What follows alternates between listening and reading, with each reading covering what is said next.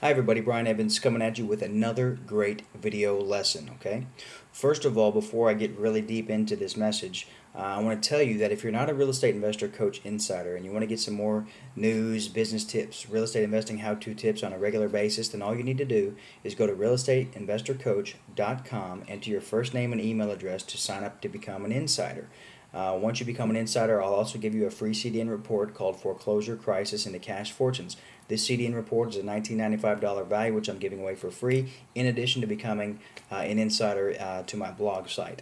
And again, there's no reason not to go and do this because the information that I give you, first of all, is awesome, and secondly, it doesn't cost you a one red cent. So go there now or after you're done watching this video and sign up to become an insider because it's great stuff. Okay, onward with today's video lesson. What I want to talk to you about is the importance of having and using a USP. Okay, first of all, what exactly is a USP? Some of you may know this stuff, but again, I'm going to recap it for those who don't. But this is all great refresher for those of you who do know what a USP is anyway. But a USP stands for a unique selling proposition, and you must have a unique selling proposition no matter what business you're in and no matter what product or service that you're marketing for. Your USP is what you put in your marketing and advertising to capture attention and get potential customers to take action on your ad. Just think of it this way: your USP is your headline to your ad. Okay.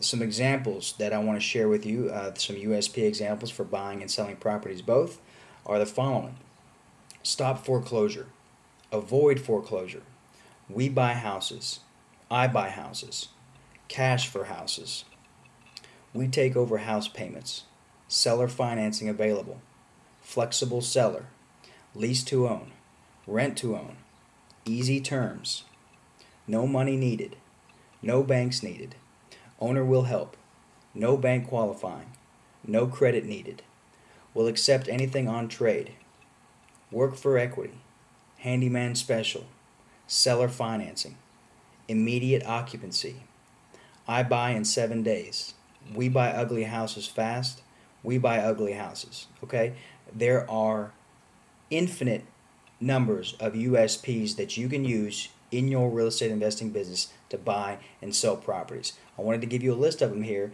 because I've used every single one of these, almost every single one of these USPs in my investing business one way or another. We like to constantly test and try different USPs, but we tend to always kind of go back to the same ones. And in fact, one of my favorites of all time, I'm going to go back here just momentarily, is the second one on this list: no banks needed. That is one of my absolute favorites. I love putting that ad in the newspaper.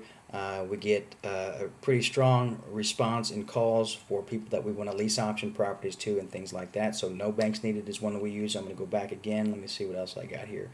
Lease to own, rent to own, those are always good. Stop foreclosure, avoid foreclosure. Those are all great ones. We use cash for houses as well. So those are some of the USPs that I use in my personal real estate investing business on a more consistent basis.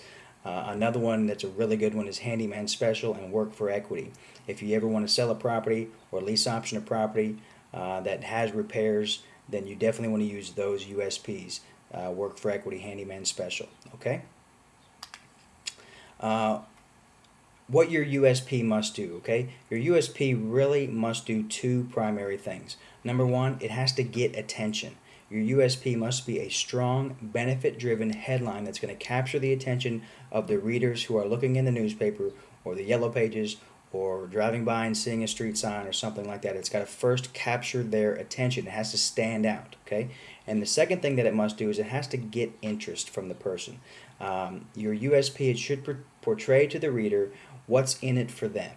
For instance, if your USP is stop foreclosure, well, obviously it gets attention, it's right to the point, and the interest to the person who is reading that is if somebody's facing foreclosure, then they see something that says stop foreclosure, they're going to want to get more information from that. So by capturing attention and the interest with your USP, the reader should then want to keep reading or call to find out more information about what you're offering. Okay, so that's what the USP does. It really does a lot. You need to put some thought into what your USP is for your business, for buying and selling properties. If you're in other businesses as well, then you definitely need to think about what's in it for your customer and customize your USP around that as well.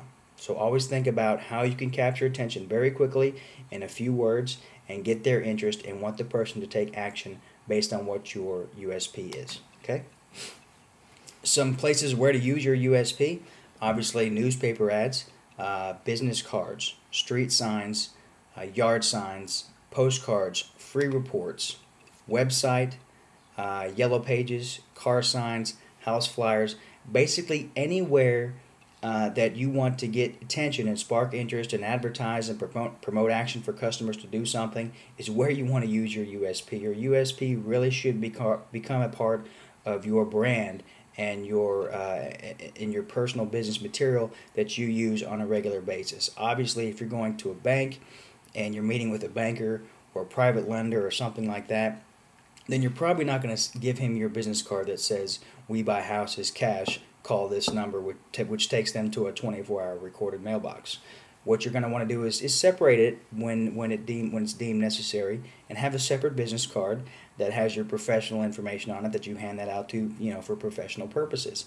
But for marketing purposes, always have a very strong USP and use it on a consistent basis and continue to brand your message and your marketing and your business around your USPs. Okay?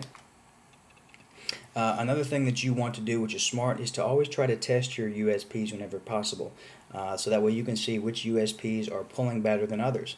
And don't be afraid to change these from time to time to see if you get better results during different periods.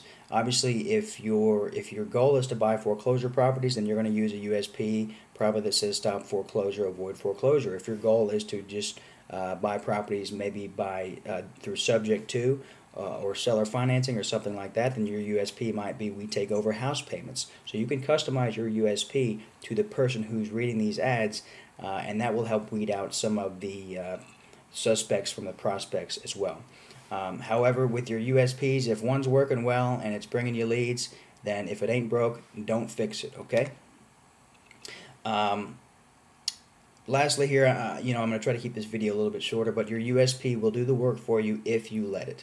Let your USP do the work for you, which is to do one thing and one thing only, and that's get the phone to ring. That's all your ad and that's all your USP is supposed to do, is to, again, get attention, spark an interest, so that way hopefully the reader will take action.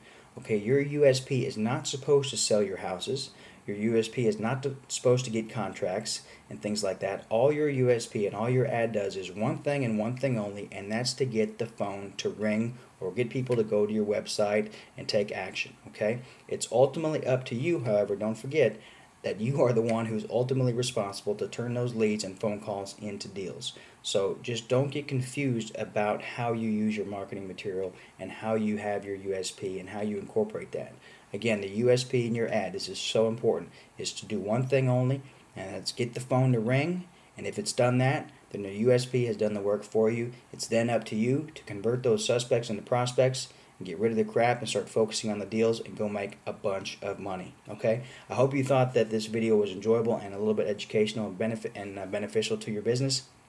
If you thought so, then go to realestateinvestorcoach.com and post your comments on this blog and tell me what you think. If you have other ideas and thoughts that might be good for me to share with you for future lessons, then be sure to post those comments as well. So I hope you have a great day. This is Brian Evans signing out. And again, be sure to go to realestateinvestorcoach.com and sign up to become an insider for more great free content on a regular basis. Take care.